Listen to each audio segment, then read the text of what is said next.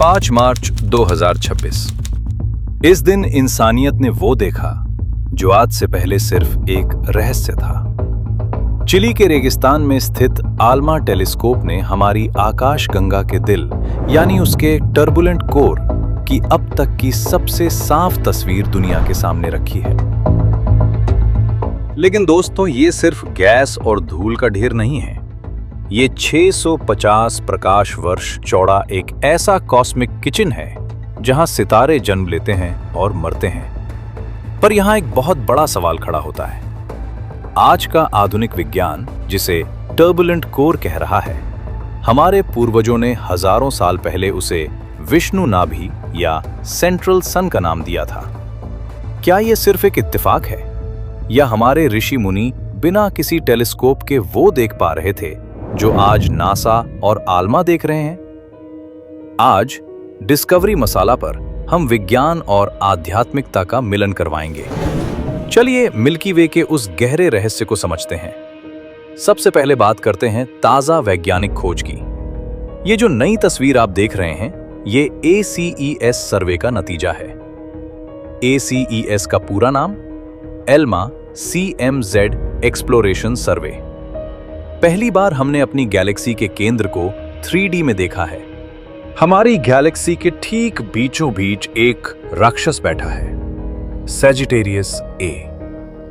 ये एक super massive black hole है जो हमारे सूरज से 40 लाख गुना ज्यादा भारी है।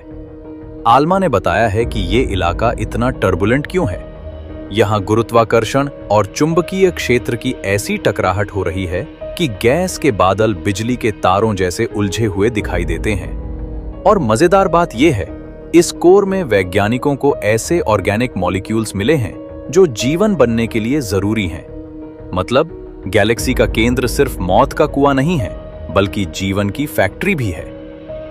आध्यात्मिक जुड़ाव, विष्णु नाभि और सेंट्रल सन।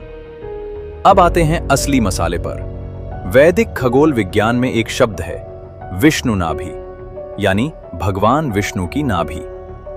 कहा जाता है कि पूरा ब्रह्मांड इसी नाभि से उत्पन्न हुआ है। वेदों के अनुसार हमारा सूरज अकेला नहीं घूम रहा, वो भी एक केंद्रीय सूर्य के चक्कर लगा रहा है। इसी विचार पर आधारित है युग चक्र, सत्ययुग, त्रेता युग, द्वापर और कलयुग। कहा जाता है कि जब हमारा सौरमंडल गैलेक्टिक सेंटर के पास होता है, तब मानव चेतना अधिक विकसित होती है। विज्ञान जिसे टर्बुलेंट कोर कहता है, जहां से ऊर्जा निकल रही है, आध्यात्मिकता उसे सृजनात्मक शक्ति कहती है। विज्ञान कहता है यहां सितारे जन्म लेते हैं, आध्यात्मिकता कहती है यह हिरण्यगर्भ है। दोनों एक ही सत्य को बता रहे हैं, बस भाषा अलग है। दुनिया की प्राचीन सभ्यताएं, सिर्फ भारत ही नहीं, दुनिया की कई प्राचीन सभ्यताएं भी मिल्की वे के केंद्र को लेकर हैरान थीं। माया सभ्यता, वे इसे कहते थे वर्ल्ड ट्री, यानी जीवन का पेड़। उनके अनुसार ये वो स्थान था जहां से आत्माएं आती और जाती हैं। प्राचीन मिस्र, मिस्रवासियों के लिए मिल्की वे एक आकाशीय नदी थी। वे इसे देवी नट का शरीर मानते थे जो हर दिन नए सूरज को जन्म देती थी। दोस्तों, 2025 से 26 की कुछ नई रिसर्च ये भी कहती हैं कि एक गैलेक्सी एक जीवित जीव की तरह काम कर सकती है। ब्लैक होल इसका दिल है जो ऊर्जा पंप करता है और गैस के बादल इसके फेफड़े हैं। तो क्या हमारे पूर्वज सही थे जब वो इसे एक जीवित इकाई मानते थे? हम सब तारों की धूल हैं। तो निष्कर्ष क्या निकलता है? विज्ञान हमें डेटा दे रहा है और आध्यात्मिकता हमें उसका अर्थ समझा रही है। आज हमें पता है कि हमारे शरीर का हर परमाणु, जैसे खून का लोहा और हड्डियों का कैल्शियम, कभी न कभी किसी तारे के अंदर बना था और वे सभी तारे इसी टर्बुलेंट कोर से जुड़े हुए हैं। मतलब हम सब उसी कॉस्मिक हार्ट का हिस्सा हैं। आल्मा की ये नई तस्वीर सिर्फ विज्ञान की जीत नहीं है, ये इस बात का संकेत है कि हमारे पूर्वजों की दृष्टि कितनी गहरी थी।